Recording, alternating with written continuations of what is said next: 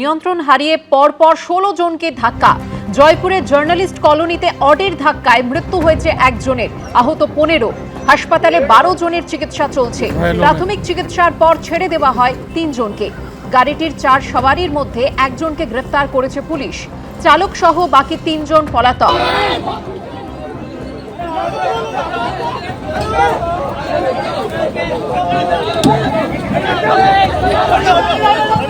প্রত্যক্ষদর্শীরা দাবি করেছেন ঘাতক গাড়িটির রেজিস্ট্রেশন দমন ও দিউয়ের। গাড়ির 4 সওয়ারি রাজস্থানের বাসিন্দা। হয় নিঃস্বার্থ নাগরিকত্ব, নইলে মোদি গদি ছাড়ো।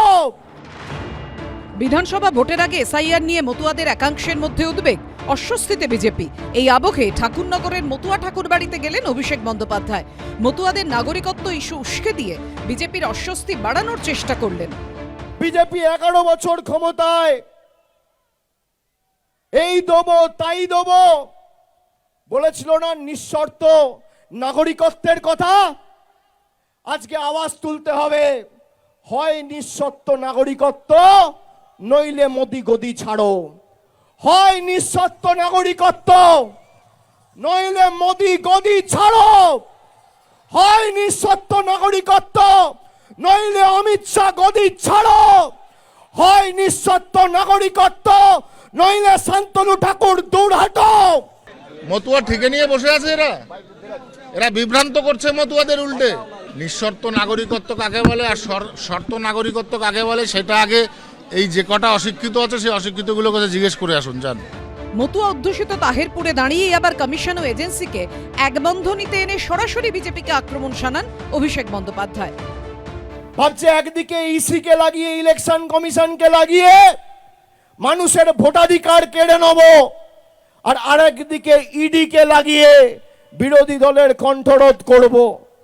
বাংলার মানুষ বিজেপির জল্লাদদের কাছে আর দিল্লির জমিদারদের কাছে মাথা নত করবে না। অভিষেক এইসব কথা বলছিলেন তখন নিজেও জানতেন তিনি ডাহা মিথ্যে বলছেন। মন পড়েছিল কয়লা কাণ্ডে, মন পড়েছিল আজকের ঘটনায়, একটুখানি আবেগে আজে বাজে বলে ফেলেছেন। উনি তো বললেন যে মতুয়াদের ব্যাপারে সবই নাকি তৃণমূল ভেবেছে। কবে ভেবেছে, কোথায় ভেবেছে উনি বলতে পারেননি, বলতে পারবেনও না। উনি কয়লা কাণ্ড আগে সামলে নিন, আমরা বুঝতে পারছি সামনে খুব খারাপ দিন আসছে। একদিকে মতুয়া ঠাকুর বাড়িতে অভিষেক বন্দ্যোপাধ্যায়ের আসার জন্য পুলিশে ছয়লাম, অন্যদিকে মতুয়া বাড়িতে বিজেপি সাংসদ ও কেন্দ্রীয় জাহাজ প্রতিমন্ত্রী শান্তনু ঠাকুরের চারপাশে কেন্দ্রীয় নিরাপত্তা বাহিনীর বজ্র আঁটুনি। শুক্রবার গাইঘাটার মতুয়া বাড়িতে দেখা গেল বেনজির নিরাপত্তা বলয়। নাটমন্দির থেকে শান্তনু ঠাকুরের ঘর, মতুয়া ঠাকুর বাড়ির চারিদিকে মোতায়েন ছিল কেন্দ্রীয় বাহিনী। এরই মধ্যে বিকেলে ঠাকুরনগরের মতুয়া বাড়িতে পুজো দেন অভিষেক বন্দ্যোপাধ্যায়। আমার মনে হয় না প্রধানমন্ত্রী রাষ্ট্রপতি আসলেও এই পরিমাণে সিকিউরিটি ডিপ্লয় হয়। শাহজাদার জন্য যদি বা মানে এইভাবে সাজিয়ে যদি পুলিশ না রাখা হয় তাহলে কার কোথায় পোস্টিং হয়ে যাবে ওরা নিজেরাও জানে না। আমরা সাংবাদিকে বললো যে তারা বলছে 400 সেন্টার ফোর্স বলেছে। গতকালকে বললো যে রাজ্যের পুলিশ থাকতে পারবে না, ভক্ত হিসেবে এসে পুজো দিলে কোনো অসুবিধা নাই। তাহলে আজকে সেন্ট্রাল ফোর্স কেন আজকে বলো সেন্ট্রাল ফোর্স? অভিষেক বন্দ্যোপাধ্যায় বেরিয়ে যাওয়ার পরই কামনা সাগর থেকে জল নিয়ে মন্দির শুদ্ধ করেন বিজেপি সাংসদ শান্তনু ঠাকুর। সমীরণ পাল, অনির্বাণ বিশ্বাস ও শিবাশিস মৌলিকের রিপোর্ট, এবিপি আনন্দ।